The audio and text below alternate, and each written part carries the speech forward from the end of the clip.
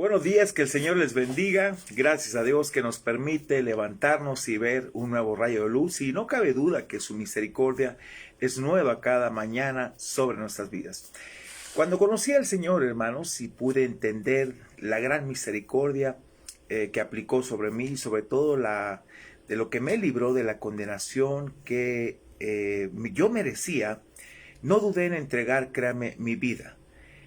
Pues era merecedor de ese castigo eterno, y fue un mensaje que tal vez hoy en día no se predica, para no incomodar tal vez a la gente, que le dé temor, que les gane prácticamente el temor, pero es un mensaje real y relevante que está en la Escritura, y hablo del infierno.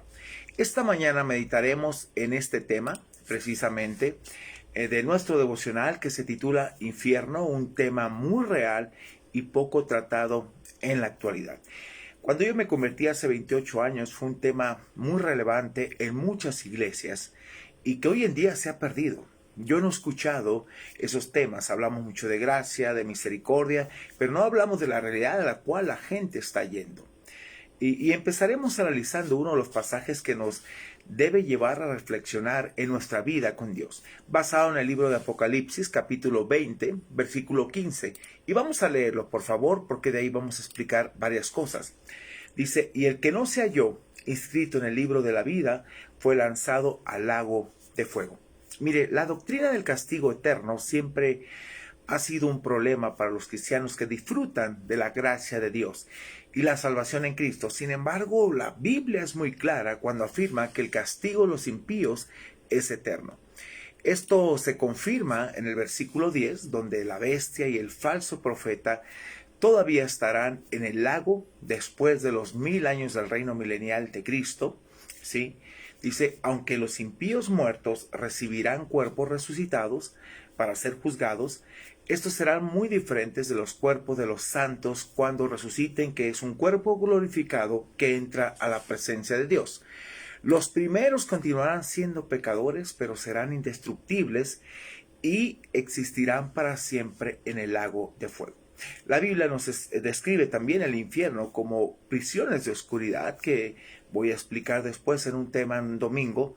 ¿A qué se refiere todo esto y las cosas de las cuales Dios nos libró a través de la persona de Cristo? Mire, aunque muchos han tratado de encontrar el camino escritural para evitar la doctrina del castigo eterno, por lo que respecta a la revelación bíblica, no hay más que dos posibilidades para el alma humana. Una es estar con el Señor y la otra es estar separados para siempre de Dios en el lago de fuego.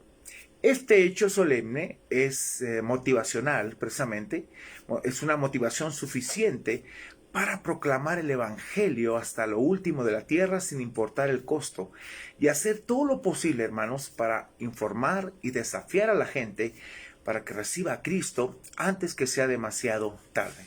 El tema del infierno, hermanos, genera una enorme resistencia en el corazón humano.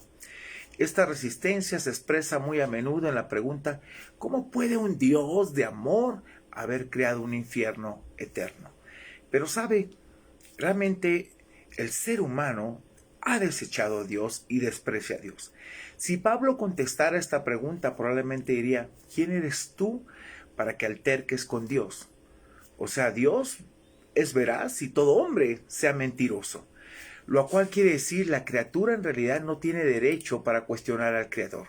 Si Dios ha creado un infierno eterno, tiene razones válidas de sobra para haberlo hecho así.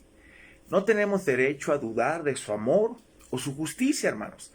Aún así, se nos ha dado suficiente información en la Escritura, sobre todo, fíjese, para vindicar a Dios en ese asunto.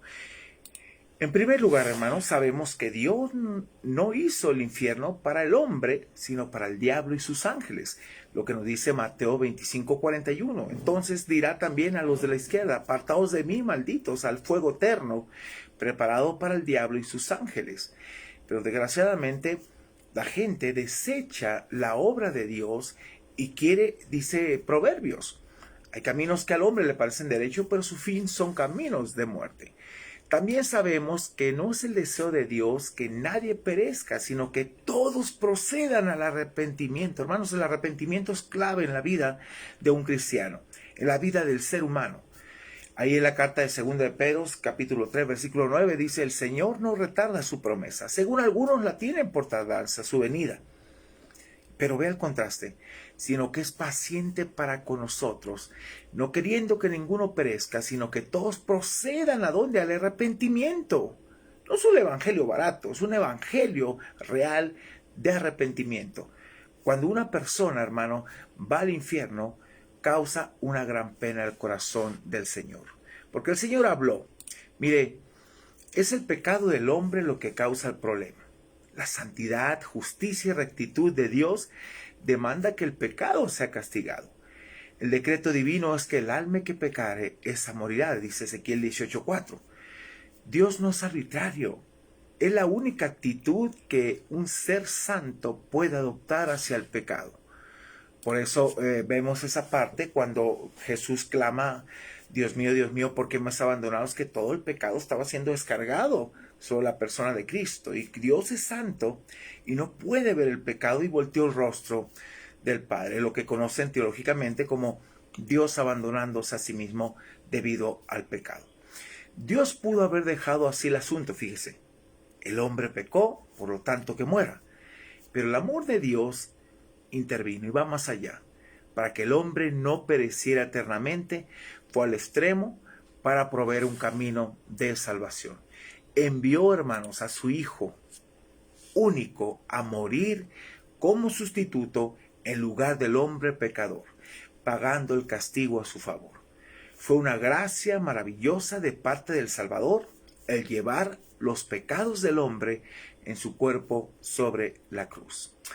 Fíjense, es interesante, este actor que hizo la película de la Pasión de Cristo, dice que cuando estaba en la cruz tuvieron que bajarlo porque él sintió tremendamente que iba a morir.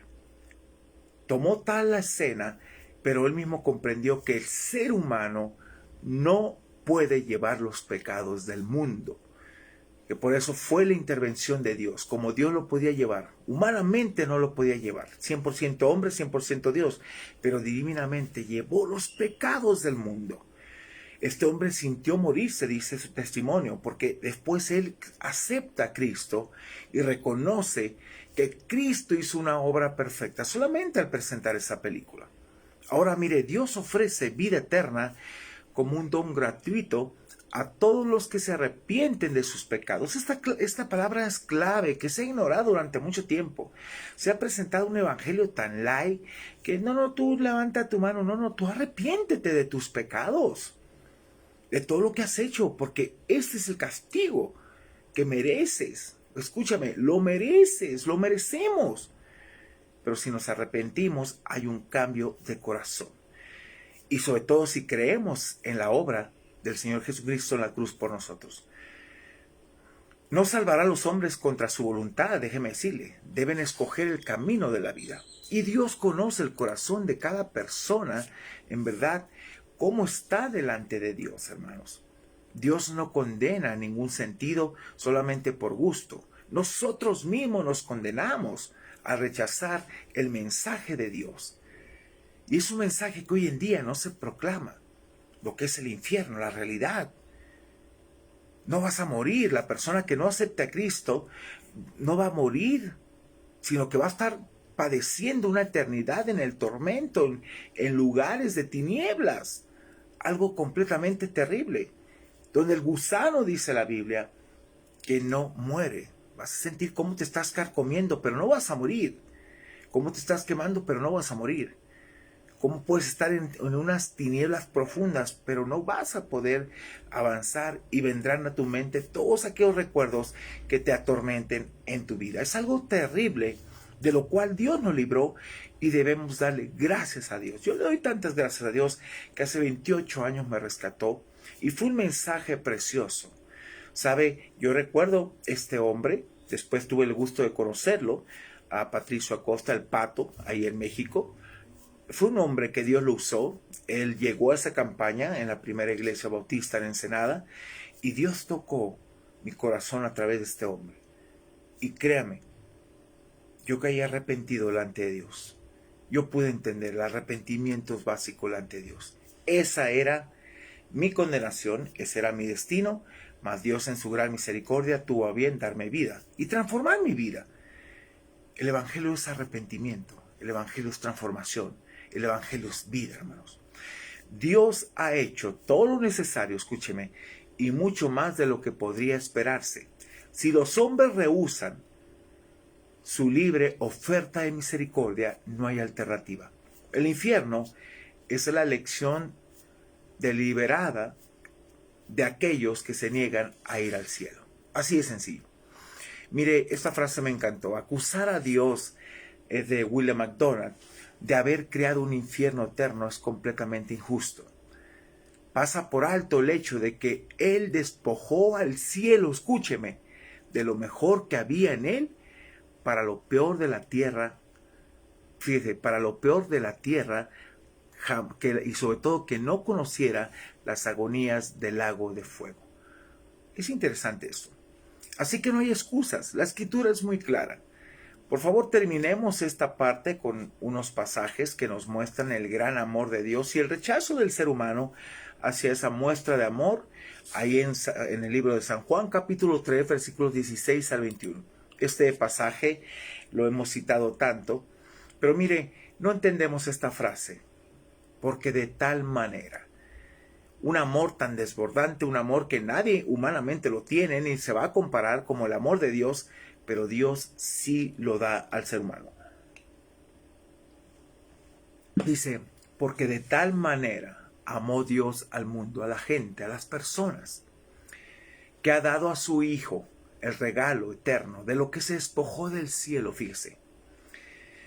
¿Cuál es el propósito? Dice, para que todo aquel que en Él cree, en su obra redentora, que Él vino a morir por nuestros pecados, hermanos, dice, no se pierda en el infierno, mas tenga vida eterna. Porque no envió, vea la razón importante, el 17, no envió Dios a su Hijo al mundo, a la gente, para condenar a la gente, sino para que la gente sea salvo por Él. El único medio para llegar a la salvación es Cristo. No hay más, hermanos, sobre nuestras vidas. Es el único que te va a llevar. Dice, pero aquí nos muestra una verdad muy marcada. Dice, el que en Él cree no es condenado, pero el que no cree ya ha sido condenado. Y la razón dice, porque no ha creído en el nombre del unigénito Hijo de Dios, en la obra redentora, y rechaza a Cristo. Pero vea esta parte del 19. Donde nos muestra por qué el hombre es condenado. Dice, y esta es la condenación, que la luz vino al mundo, esa luz a través de Cristo, y los hombres amaron más las tinieblas que la luz, porque sus obras eran malas.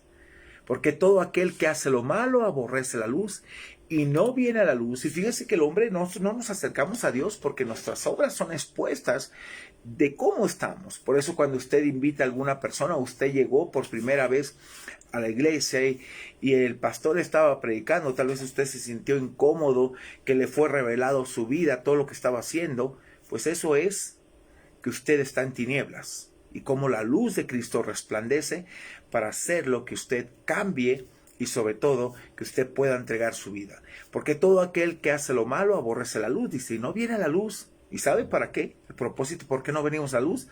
Para que sus obras no sean reprendidas. Y que Dios te muestre que estás mal en tu vida y que tienes que cambiar.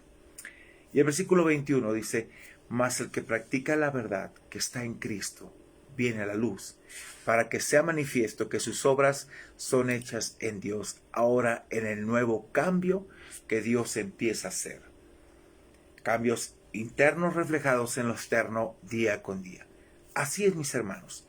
Un tema muy relevante que no se trata hoy en día, como que solamente hemos encasillado a Dios en amor, misericordia, pero sabe una cosa, la gente no sabe aprovechar el amor de Dios, no vive en el amor de Dios, vive en su religiosidad, atada a una religiosidad, condicionando a Dios, creándose un Dios con D pequeña, a su manera, no entregándose, siendo un seguidor, un espectador, ¿sabe qué? A lo lejos, pero no un discípulo cerca del Señor, sufriendo, llevando su cruz, viviendo para Él. Hay mucha religiosidad en muchas iglesias hoy en día. Y sabe el problema más grande, que hay pastores solamente entreteniendo gente, hermanos. Pero lo que dice la Biblia, hay de nosotros, hay de los pastores que se apacientan a sí mismos, que no estamos hablando la verdad de Dios. El ay es una advertencia sobre nosotros y viene muy fuerte. Yo prefiero evitar eso y prefiero evitarle también la pena de no verlo en la eternidad. Y bueno, yo no lo voy a ver ahí quemándose o en alguna prisión de oscuridad o tormento, porque hay una gran cima entre el cielo y el infierno. Y los que estamos allá no pasamos para abajo y los que están abajo no suben en ningún momento. Así que, hermanos, esto es una realidad. Y si usted ha sido salvo por el Señor, camine en santidad. Y si usted no está seguro, sabe que entregue su vida a Cristo. Arrepiéntase de toda su religiosidad, arrepiéntase de su vida que está llevando y entregue su corazón a Cristo. El Señor viene pronto, créame. El Señor viene pronto y a cada uno de nosotros nos va a dar lo que merecemos. Si usted es creyente, va directamente y lo va a arrebatar al Señor a su presencia. Pero si usted no es creyente, usted se va a quedar para pasar lo que es la tribulación y la gran tribulación. Y ahí es donde será probado muchas de las cosas. Pero hermanos, hay que evitar todas esas cosas cuando Dios nos ha hablado al corazón. Y espero que esta mañana Dios te hable al corazón y estés convencido que vas a su presencia. Hay mucha gente que le da miedo cuando hablamos de su venida, del infierno. Pero sabe una cosa, para mí es una convicción saber que Dios me libró de todo eso. Y sabe una cosa, su venida me da alegría. Porque su venida me hace vivir más dignamente y santamente delante de Él. Dice que todo aquel que tiene esta esperanza puesta en Él, se purifica a sí mismo como Él es puro. Así que esperamos al Señor y dele gracias que lo libró de ese lugar eterno de sufrimiento. Así que le invito a orar, ¿sí? Padre, gracias te damos por tu gran misericordia, tu gran bondad que tuviste para con nosotros. Estos son temas que no tratamos, nos da miedo y la gente busca escudarse, Señor, en una religiosidad, en cosas que solamente quiere escuchar, pero no ha transformado su vida. Yo te pido que toques corazones, sigas obrando tu perfecta voluntad, sigas hablando al corazón y Padre, que estos temas empiecen a tratarse en muchas iglesias. Es la realidad de lo que va a vivir, Señor, mucha gente. Y estamos solamente entreteniendo, apacentando, apapachando pecado y realmente no es correcto. Padre, qué tristeza sería que muchos hombres que están al frente predicando se queden.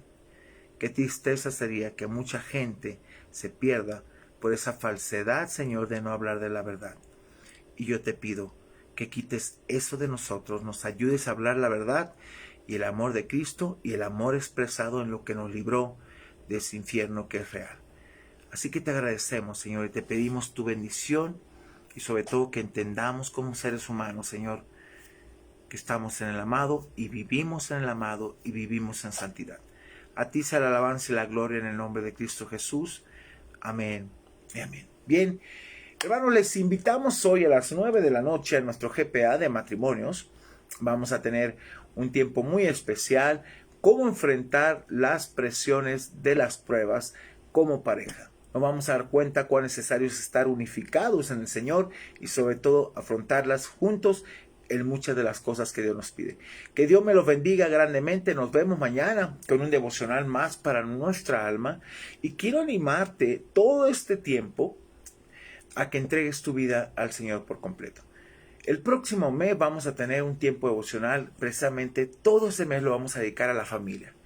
Un tiempo devocional como familia. Cuán importante es tener nuestro tiempo como familia, nuestro altar de adoración, donde llevamos no solamente a nuestra esposa, a nuestros hijos, a conocer más al Señor. Que Dios te bendiga, te veo mañana y un placer de verdad estar contigo cada mañana, compartir lo que es vida, la palabra de Dios. Bendiciones.